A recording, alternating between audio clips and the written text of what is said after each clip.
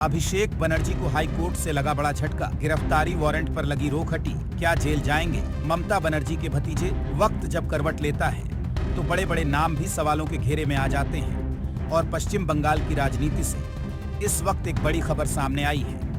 TMC के दिग्गज नेता, सांसद और ममता बनर्जी के भतीजे अभिषेक बनर्जी की मुश्किलें एक बार फिर बढ़ती हुई दिखाई दे रही हैं। मध्य प्रदेश हाई कोर्ट ने ऐसा फैसला सुनाया है जिसने राजनीतिक गलियारों में नई चर्चा छेड़ दी है। दरअसल अभिषेक बनर्जी की गिरफ्तारी वारंट पर लगी अंतरिम रोक अब हट चुकी है। मध्य प्रदेश हाई कोर्ट ने उस राहत को खत्म कर दिया है जो उन्हें पिछले कई महीनों से मिली हुई थी। लेकिन सवाल यह है कि आखिर ऐसा क्या हुआ कि अदालत ने अचानक अपना रुख बदल दिया।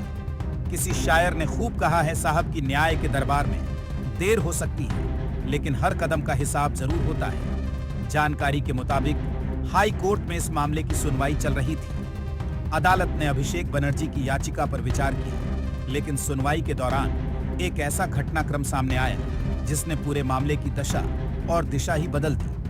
कोर्ट ने कहा कि याचिकाकर्ता को अपनी बात रखने का पूरा अवसर दिया गया था, लेकिन मौका मिलने के बावजूद उनकी तरफ से कोई बहस नहीं की गई। अदालत ने इस पर कड़ी टिप्पणी करते हुए कहा कि ऐसा प्रतीत होता है कि याचिकाकर्ता को अब इस याचिका को आगे बढ़ाने में कोई रुचि नहीं रह गई है। बस यहीं से कहानी ने नया मोड़ ले लिया। मध्य प्रदेश हाई कोर्ट की एक कलपीठ ने 12 नवंबर 2025 को दिए गए उस आदेश को समाप्त कर दिया जिसके तहत एमपीएमएलए कोर्ट द्वारा जारी गिरफ्तारी वारंट के एग्जीक्यूशन पर रोक लगाई गई थी। कोर्ट ने साफ शब्दों में कहा कि अब वह अंतरिम राहत तत्काल प्रभाव से खत्म की जाती है, यानी जिस गिरफ्तारी वारंट पर अब तक कानूनी सुरक्षा की ढाल बनी हुई थी वह ढाल अब हट चुकी है। लेकिन आखिर यह पूरा मामला शुरू कहां से हुआ, चलिए आपको यह भी बता देते हैं। इसके लिए हमें करीब 6 साल पीछे जाना होगा। नवंबर 2020 कोलकाता में एक राजनीतिक सभा आयोजित की गई थी। इसी सभा के दौरान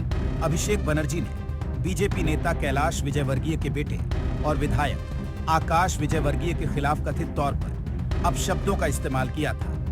यहीं से विवाद की शुरुआत हुई। आकाश विजयवर्गीय ने इस मामले को लेकर भोपाल स्थित एमपीएमएलए कोर्ट में शिकायत दर्ज कराई। शिकायत पर सुनवाई हुई और अदालत ने मामले को गंभीर मानते हुए अभिषेक बनर्जी के खिलाफ गिरफ्तारी वारंट जारी कर दिया। इसके बाद अभिषेक बनर्जी ने हाई कोर्ट का रुख किया था।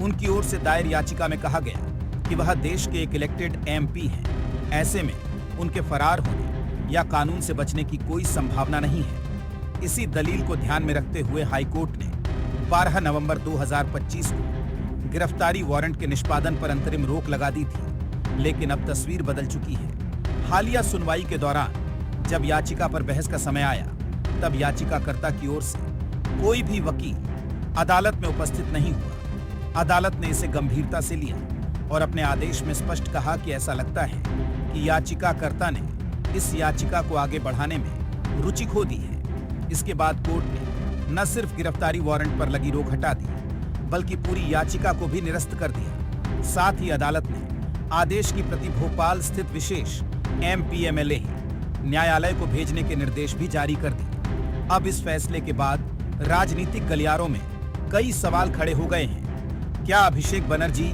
आगे किसी बड़ी कानूनी रणनीति के साथ सामने आएंगे?